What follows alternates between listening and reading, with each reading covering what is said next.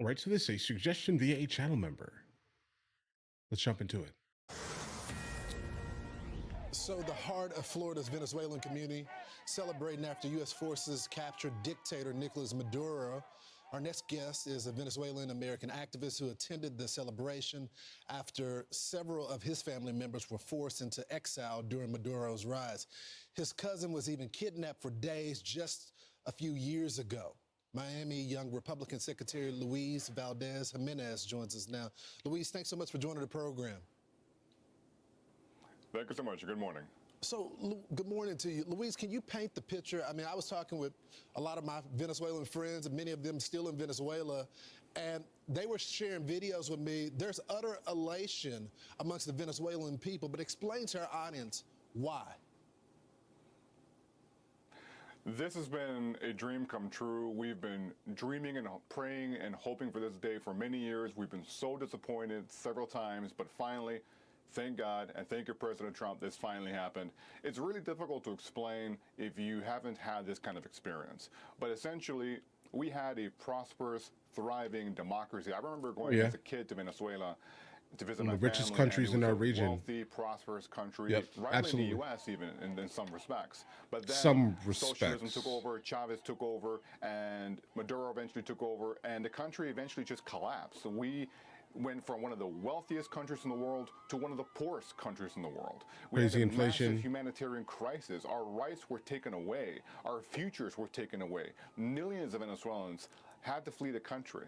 And so it's really hard to explain all that so quickly, but this has been such a overjoyous moment for us because we finally have hope that we're going to have a better future for our country. Yeah, Louise, I understand that it wasn't your cousin that was kidnapped, but many people that you know in Venezuela were, in fact.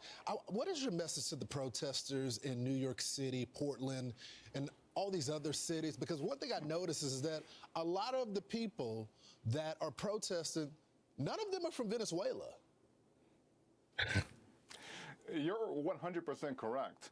And what you notice about these people protesting in places far away like New York or Portland, none of them have ever been to Venezuela. None of them are Venezuelan. None of them have any personal connection to the situation.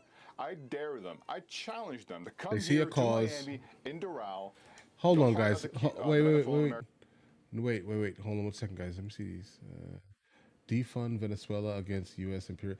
Yeah, like, listen, guys. I don't take these people serious, bro. I don't, because it's, again, these are, trust me when I say, these are the same people that are always constantly out protesting a bunch of nothing, bro. And they wonder why their causes are not even being looked at as serious, because these are like the same people consistently. It's almost like they are like in a Facebook group and they've decided we're going to protest this today. We're going to protest that today. If that makes any sense here, guys. I mean, I can't take any of this serious, guys. I can't at all. And he's right here. Like, none of these people are from here, from there. They'll never even go there. They've never been there. They've never eaten like arepas, bro. They don't know nothing about a single thing.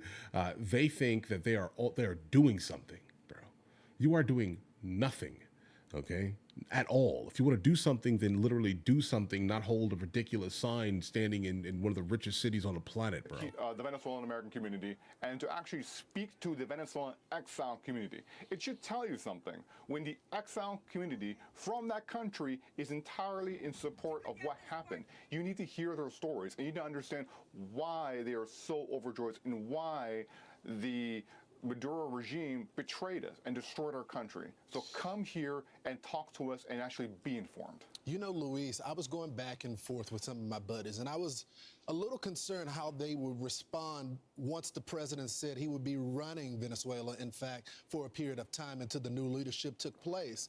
Many of them supported that because of the corruption currently in Venezuela.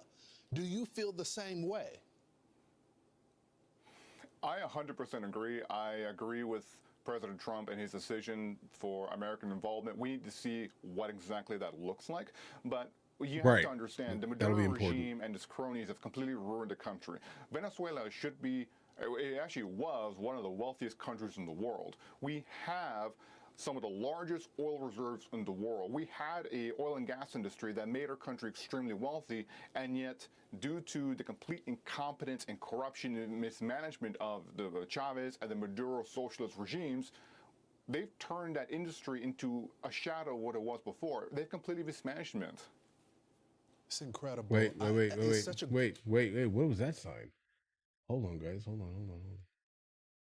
on. Defeat the war on African black people in the U.S. and abroad. What does this have to do with this? See, this is what I'm saying, guys. They're just like, hey, listen, guys, we're going to protest. Everyone bring out your signs. It's almost like this person here brought the wrong sign from last week or something, bro. Because I don't understand the context of this here, guys. I'm absolutely, thoroughly befuddled here, bro. It's incredible. It's such a great day for the Venezuelan people. I hope that the protesters there that are currently on the ground right now that are being targeted, that ends very soon and liberty can finally come back to Venezuela, because it was once a beautiful country. I'm hopeful. Louise, thanks so much for joining the program. Okay, guys. Okay.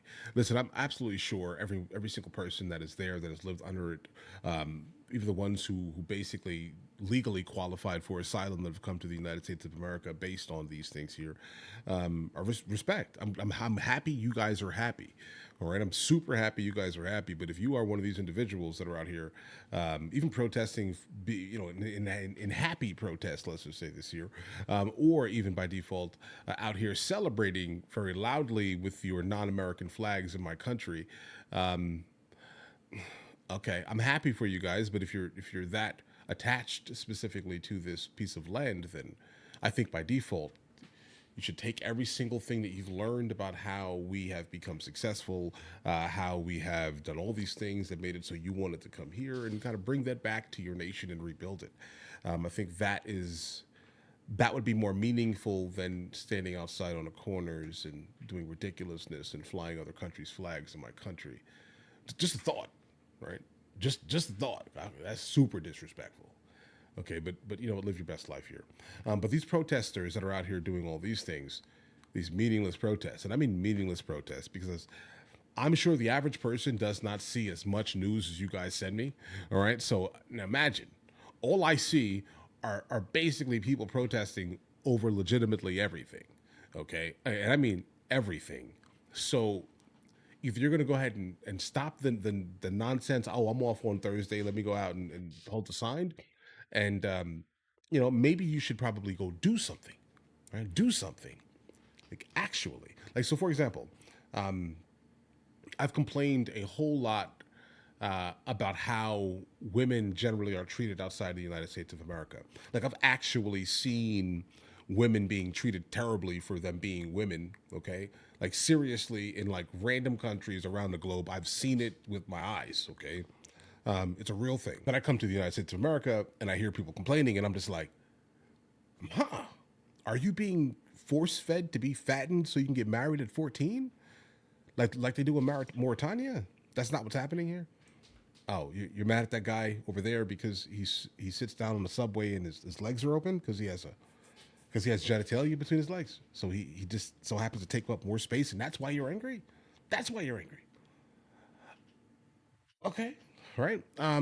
Women with no access to like hygiene products and things like this. Like, there's so many issues that women experience outside, like for real.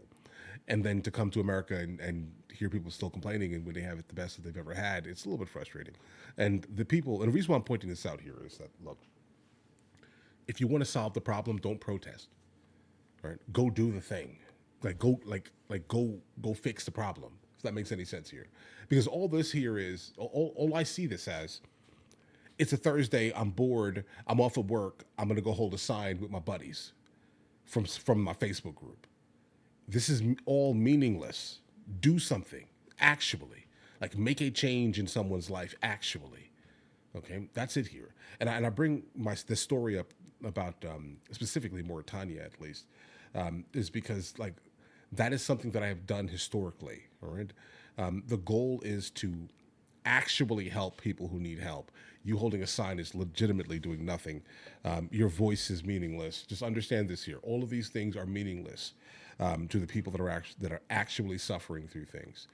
If you want to see them, if you want to help them, then go help them. Don't hold a stupid sign, bro. All right? It's virtue signaling. It's nonsense. It's irrelevant. It's not meaningful. It looks good on social media. Congratulations. This is no more than, black square activism, basically, that they were doing during the George Floyd protests and things like this, guys. All right? Come on. If you want to fix a problem, go fix a problem. Stop complaining about it. Do something. Stop holding ridiculous signs. All right? That's it. Guys, do you want to watch movies with me? I never actually thought to promote it over here, guys. But if you guys do want to watch it, guys, we have hundreds of movies, and I mean hundreds of movies that we've reacted to. You guys can come watch them with me if you want to, along with many TV shows. Currently, we're working on the show Dexter, along with Vikings, and we have a lot of series that are already completed. But if you guys do want to watch it with me, the link is in the description. Everything's available at the second tier. But of course, if that's not your thing, guys, don't worry. Right? Listen, like and subscribe.